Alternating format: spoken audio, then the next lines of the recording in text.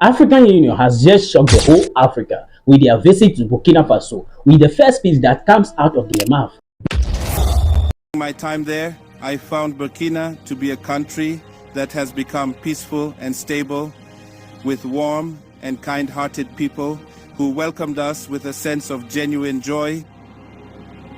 Furthermore, I would like to take this very special opportunity to extend my warmest and most sincere congratulations to my dear brother and comrade Ibrahim Traoré for his immense courage, his unwavering dedication, and his steadfast commitment to achieving lasting peace and stability within the sovereign nation of Burkina Faso.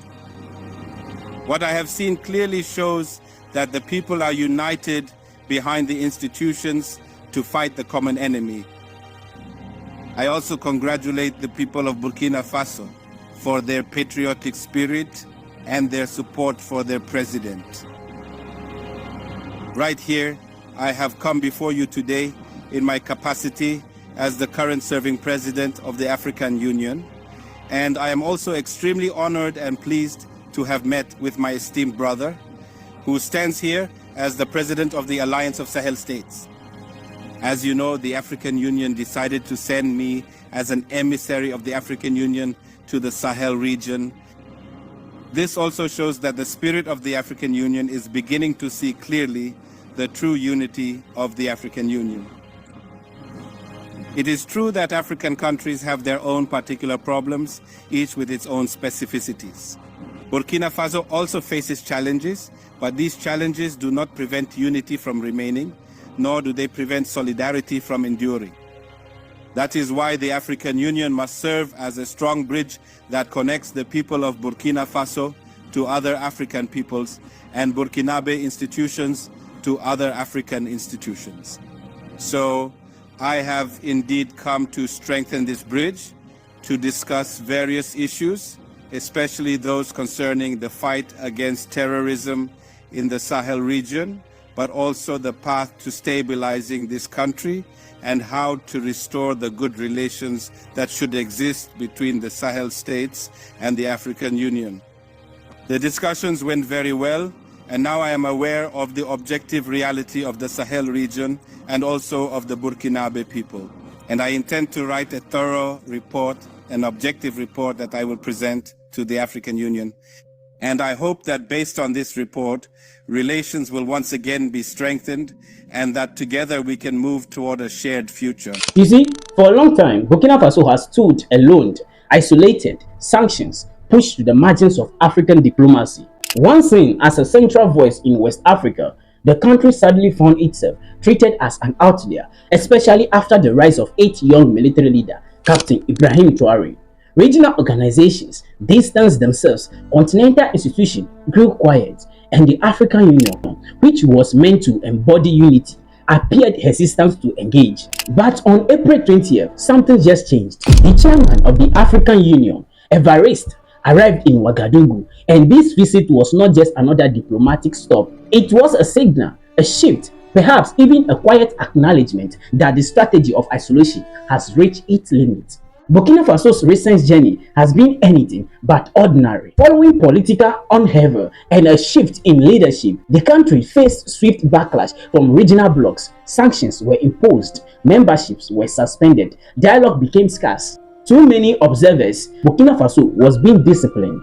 But to others, especially within a growing Pan-African audience, it was being sidelined for refusing to follow a familiar script. Instead of retreating, Burkina Faso leaned into a new alliances alongside Mali and Niger.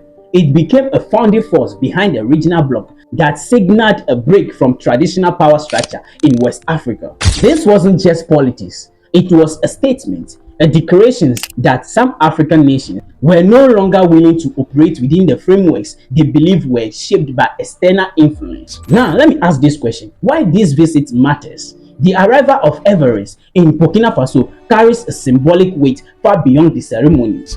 It suggests that the African Union is beginning to recalibrate its approach, ignoring Burkina Faso and, by extension, the broader Sahel movement is no longer sustainable, because the reality is becoming clearer. Africa's geopolitical center is shifting. And the Sahel region, once viewed primarily through the lens of instability, is now emerging as a focal point of a new kind of political consciousness, one rooted in sovereignty, self-determination, and a resistance to external control. From a Pan-Africanist perspective, this movement feels significant. For decades, the idea of African unity has been championed in speeches and summits, but in practice, many decisions affecting the continent have remained entangled with foreign interests. What Burkina Faso represents, at least symbolically, is a challenge to that reality. Under Ibrahim Traoré, the country has positioned itself as a part of a broader movement that questions who truly holds power in Africa. Is it African government, African people, or external actors operating behind the scene? There are not new questions, but today they are being asked with renewed urgency, especially by African youths, and that matters. The African Union now faces a delicate balancing act. On one hand, it must uphold its principle, constitutional order, regional stability, and collective governance. On the other, it cannot ignore the growing wave of sentiment across the continent that calls for redefinition of those very principles. The visit to Burkina Faso may be an attempt to bridge that gap, to open dialogue where there were silence, to rebuild trust where there was a distance. But whether it leads to meaningful change remains to be seen. April 20th may not mark the end of tension, but it could mark the beginning of a new phase, one where engagement replaces exclusion, where dialogues replaces dismissal, and where Africa begins to confront its internal contradiction more openly. For supporters of a stronger, more independent Africa, the movement is worth watching closely because it raises a deeper question. Can African institutions evolve to reflect the aspiration of their people, or will they remain tied to the structure that no longer resonates with the new generations? Burkina Faso's story is still unfolding. So is the story of African Union. But one thing is becoming increasingly clear: Africa is changing. And whether through quiet diplomacy or bold defiances, the continent is slowly redefining its place in the world. The visit of Évariste is a reminder of that shift, not a conclusion, but a beginning, with the same body that sanctioned Burkina Faso and suspended its young leader and cut them off from continental institutions. Now they have sent their chair to Burkina Faso. Look, they didn't send a letter, not an envoy, not a phone call, but the chair himself to Ouagadougou to sit with Captain Ibrahim Traoré face to face. Are you thinking what I am thinking? Look, the man they suspended, the government they sanctioned, the country they have been pressuring to hand over back power for over 3 years. Now here is the thing that really got my attention. After the meeting with Captain Ibrahim Traoré, the chair stood in front of cameras and said the visit helped him to understand the objective realities on the ground in the Sahel. Now listen to this carefully. This man has been the AU chair. He is being the AU special envoy for the Sahel since 2025. That was his job. The Sahel is literally his job title. And it took a personalized flight to Ouagadougou to finally understand what's happening there. Which means one or two things is true. It's either the AU has been making decisions about Burkina Faso, sanctions, isolations, pressure, without actually understanding the situation on the ground, or somebody somewhere was making sure this visit didn't happen. So who was blocking this and why now? Look, to understand why this visit was actually a big deal, I need to take you back to the year 2022 because that was where all the story started. September 2022, Traoré grabs power in Burkina Faso. Military takeover, and not just any takeover. It was the country's second takeover in less than a year. The AU did what they always does, suspended Burkina Faso, and honestly, between 2019 and 2023, the AU suspended at least 7 countries over military seizures of power.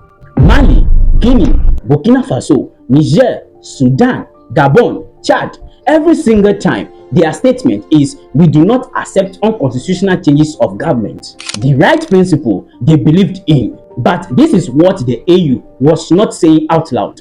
In Burkina Faso, Niger and Mali, when those military takeover happens, the people were in the streets, not protesting, but celebrating, dancing and rejoicing. Now, that is not a small thing. You have to ask yourself, why would people celebrate a military takeover?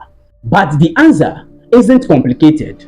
Those elected governments that the AU was rushing to protect, they had failed the people badly. Now think about it this way. You have had elected president for 20, 30 years. Your town still have no electricity.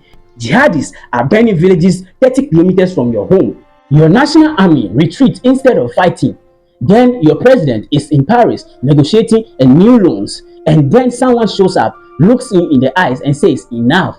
That is why people cheer, not because they love military rules, but because they were desperate for anything change. So the AU had a massive, uncomfortable problem sitting on its decks. Its sanctions were pushing government that the people never really wanted back. But the AU kept holding the lines, keeping the pressure building until they come back, except they didn't. And this is where the story gets really interesting.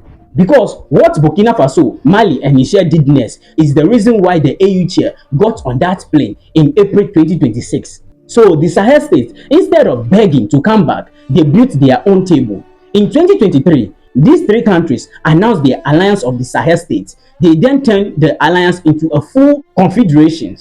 And then, this is the part that many people in the Addis Ababa sit up. They announced a joint military force, 5,000 soldiers, initially expanded to 6,000 soldiers by early 2026, built specifically to fight jihadist groups in the Sahel. And this is without France, without the UN, and without asking permission from anyone else. So picture this, the AU was now looking at three countries it had suspended and sanctioned, building their own army, expelling French forces, and getting louder popular support across the continent every single time. At first, AU strategy was isolate them until they cracked, but they got stronger. And here is the question the AU couldn't ignore forever. What do you do when isolation makes the other side stronger, not weaker? Now listen to this. When Traoré came into power in 2022, Burkina Faso GDP was $18.8 billion.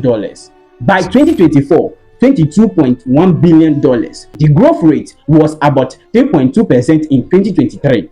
Now look at this carefully. This is a country under international sanctions in the middle of jihadist insurgency that also kicked out 8 foreign military partners. And look, the fact that the economic move up instead of falling is a history itself. Then in 2025, Traoré government did something that make people pay attention to. They launched a $64 billion national development plan for 2026 to 2030. Now, let me make this clear to you. $64 billion, that is enough to connect every major cities in Burkina Faso with paved roads, building health centers in every district, and building solar power in thousands of villages with money still left over. That plan covers security, infrastructure, education, and governance, all at the same time. Now, on security, even the US Department of State says terrorist attack in Burkina Faso decreased by 17% in 2023 compared to the year before. But let me be clear, the security situation in Burkina Faso is still serious, but 17% down, while under sanctions, while rebuilding a military from scratch, while cutting off foreign partners. That is not a story of a government in a collapse. And imagine that out of all those years, now before the AU chair coming to Burkina Faso and saying now he finally understands the real situation on the ground. Look, that does not mean that the AU was not aware of the situations for a long time. They choose not to engage in it. But why did the AU come now after that long time? Let's find out. In 2022, the AU placed 8 P's, suspension, sanctions, wait them out. In 2023, the AES placed back, we don't need your table, we will build our own. In 2024, the AES get a joint military force, 6,000 troops, their own security architecture. In 2025, popular support for the Sahel government keeps growing. Pan-African social media is firmly on their side, and the AU's credibility on the continent start to bleed. So that is why in 2026, the AU chair decided to fly to Burkina Faso. You see, every month that the AES grows stronger, the AU's leverage over them shrinks. An African Union that cannot speak to a major African region is not much of an African Union. You see, this visit wasn't sudden. There was a progression, a slow walk towards this moment. Now, in 2023, the former AU chair, Moussa Faki, made first contact with the Sahel government. In 2025, the AU sent a heavyweight envoy, Angola President Tete Antonio, to go and sit directly with the president, Captain Ibrahim Traoré, face to face. And now, in April 2026, the chair of the African Union himself lands in Burkina Faso. You see, each move is closer and each move is more significant than the last ones. That is not a coincidence. That is a deliberate retreat from isolation. And they needed every one of those steps to get here without losing a face. Look, my people, the visit of the chair of the African Union sends a significant shockwaves through the continent, which left a lot of people asking, did the AU finally come to their senses, or what is the mission there? Guys, let me just drop my analysis here. What do you think about the visit of the African Union chair in Burkina Faso, in the Sahel States, in the Alliance of the Sahel States? What do you think? Do you think they have finally come to their senses? They have finally realized that they are not doing their work as per how they should do it in the continent? Do you think they have realized that they have only been sitting there without doing any work in Africa? And they have realized that this Alliance of the Sahel States are now pointing to what leadership means in Africa? Whatever it is, just let me know in the comment section. Drop your opinion in the comment section. And thank you for watching this channel. Peace and love. Stay to this platform and subscribe so that anytime I drop analysis like this, you'll be the first to watch it. Thank you for watching this channel. Peace and love. See you in my next update.